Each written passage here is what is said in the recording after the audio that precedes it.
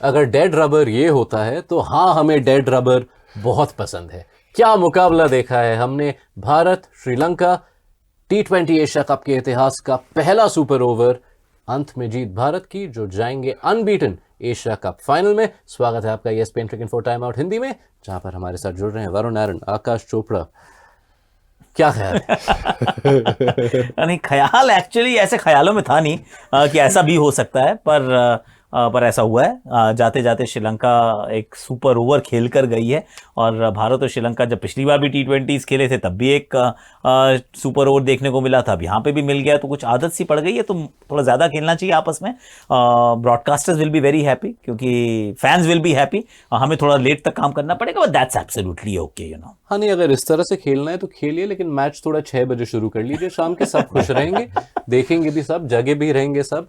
पर उस super over में भी श्रीलंका 2 for 2 थे इस बार भी। और वो सुपर ओवर और उसके पहले जो डेथ ओवर्स थे चेस के, थी अर्शदीप सिंह की एक रिडेम्पशन आर्क, क्योंकि पहले 3 ओवर में 35 रन गए थे, पर वो 19वां ओवर और फिर सुपर ओवर उन्होंने मैच भारत को जिताया। देखिए, मुझे लगता है कि अर्शदीप प्रेशर सिचुएशंस में अपने कंफर्ट जोन पाते हैं, क्योंकि अगर आप आईपीएल में भी देखेंगे और कई सारे इंडिया के मैचेस में भी, हमेशा अगर वो पहले 2 या 3 ओवर में भी रन के लिए जाते हैं, वो लास्ट में आकर हमेशा अपना बेस्ट बॉलिंग करते हैं। और उसी के बाद हर्षित राणा भी अपना बेस्ट ओवर डाला।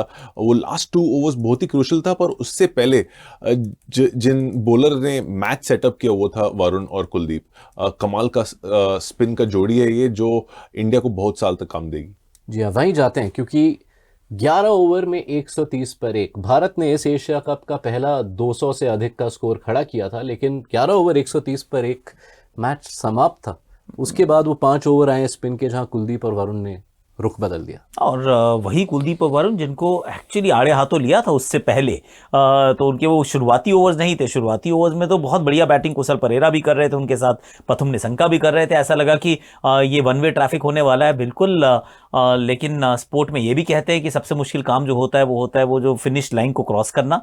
और उसके लिए जिस मोमेंटम में आप चल रहे हैं, इसी 200 रन की एक सवाल ये रहता है कि आप 130 भी बना लेते हो 11 में, तो भी तो 70 और चाहिए। तो अगर वो 170 रन या 180 रन की चेज हो तो फट करके बन जाती है। सामने वाली टीम भी हथियार डाल देती है। पर यहाँ क्वालिटी थी, क्वालिटी वरुण की थी, क्वालिटी कुलदीप की थी। और एक चीज और अच्छी हुई है इस मैच में, और ये शायद दुबई के पूरे टूर्नामेंट में, कि ड्यू बीच में कभी नहीं आई। तो अगर वो गेंद गीली हो जाती है तो फिर आपके दोनों रेस्ट स्पिनर्स जो हैं उनका कद अपने आप ही छोटा हो जाता है। फिर बाद में रिवर्स स्विंग भी नहीं होती और उतनी अच्छी वो अर्शदीप से गेंदबाजी भी नहीं होती। लेकिन गेंद सूखी थी, मैदान ठीक ठाक साइज का था। तो जब ऐसा हो तो फिर आप जरूर बैक करेंगे अपने प्रीमियर स्पिनर्स को कि वो कम बैक करें, और कम बैक उन्होंने करके दिखाया। जी हाँ, कम बैक करवाया भारत के प्रीमियर स्पिनर्स ले। लेकिन इस यादगार मुकाबले की कहानी बिना पाथुम निशंका के नहीं लिखी जा सकती है। मेंस T20 एशिया कप के इतिहास का सिर्फ 3रा शतक, और शायद इस साल का सबसे शानदार नॉक। क्लास का नॉक। और अगर आप देखेंगे अक्रॉस फॉर्मेट्स परफॉर्म करते हुए आ रहे, और स्पेशली ये नॉक बहुत ही स्पेशल था प्रथुम निशंका के लिए, क्योंकि काफ़ी लोग क्रिटिसाइज कर रहे थे, सोशल मीडिया में भी काफ़ी चर्चा था कि वो रन नहीं बना रहे। स्पेशली जो business part of the tournament में लास्ट प्रीवियस जो 2 मैच थे सुपर फोर्स के, पर फाइनली जाके एक कड़ाका नॉक खेले और एक सही जवाब अपने हेटर्स को। और ये कोई कोइंसिडेंस नहीं है कि इस एशिया कप में श्रीलंका के फॉर्च्यून्स निशंका के साथ काफ़ी हैंड इन हैंड रहे। क्योंकि देखिए, जब वो खेलते हैं बहुत अच्छा खेलते हैं, इसमें कोई डाउट नहीं है। और वो कैमियोज नहीं खेलते, वो थोड़ा सा लंबा बैटिंग करने की उनके पास काबिलियत है, क्योंकि तकनीकी फाउंडेशन है उनका।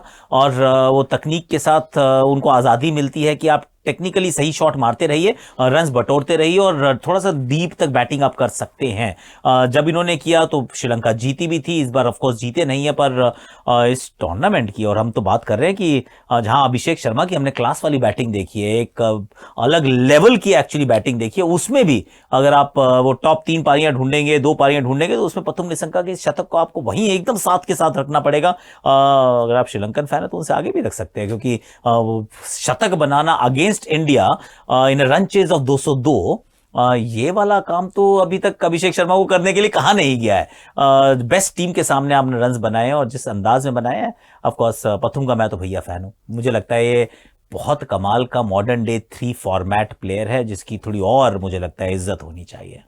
शुक्रगुजार हूँ आपका कि आपने अभिषेक शर्मा का नाम लिया, क्योंकि वो जो आज के दिन की पहली पारी थी वो इतने साल पहले हुई थी कि हम ऑलमोस्ट भूल चुके थे, पर भारत ने बनाए 202 रन।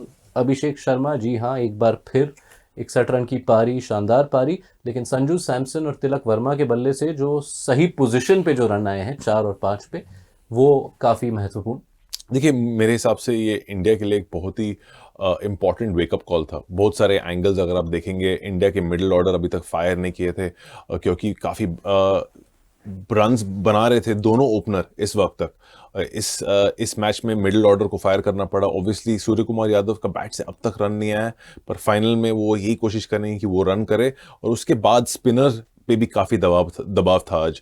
इस पूरे सीरीज में अब तक इतना दबाव मिडिल ऑर्डर और स्पिनर पर नहीं आया था। तो मुझे लगता है कि एक बहुत ही इंपॉर्टेंट मैच से पहले ये जीत हासिल करके इंडिया जितने भी बॉक्स है उसको टिक किए।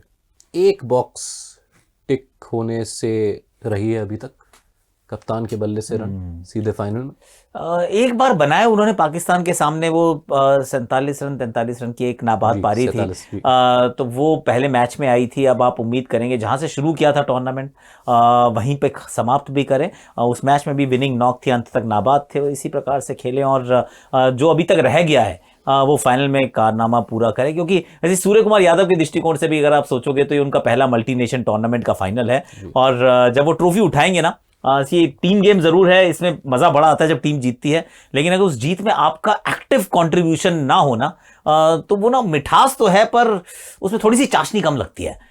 तो कप्तान है, टॉस करने जाते हैं, ट्रॉफी भी उन्हीं को मिलने वाली है, इंटरव्यू भी उन्हीं का होगा। अगर भारत मुकाबला जीतती है तो फिर उसके अंदर उनका कंट्रीब्यूशन अगर होगा तो फिर सोने पे सुहागा है। चलिए, तो अब बस रविवार का ही है इंतजार। भारत और पाकिस्तान के बीच खेला जाएगा एशिया कप का फाइनल। वरुण नारायण, आकाश चोपड़ा, आपके वक्त के लिए बहुत बहुत शुक्रिया।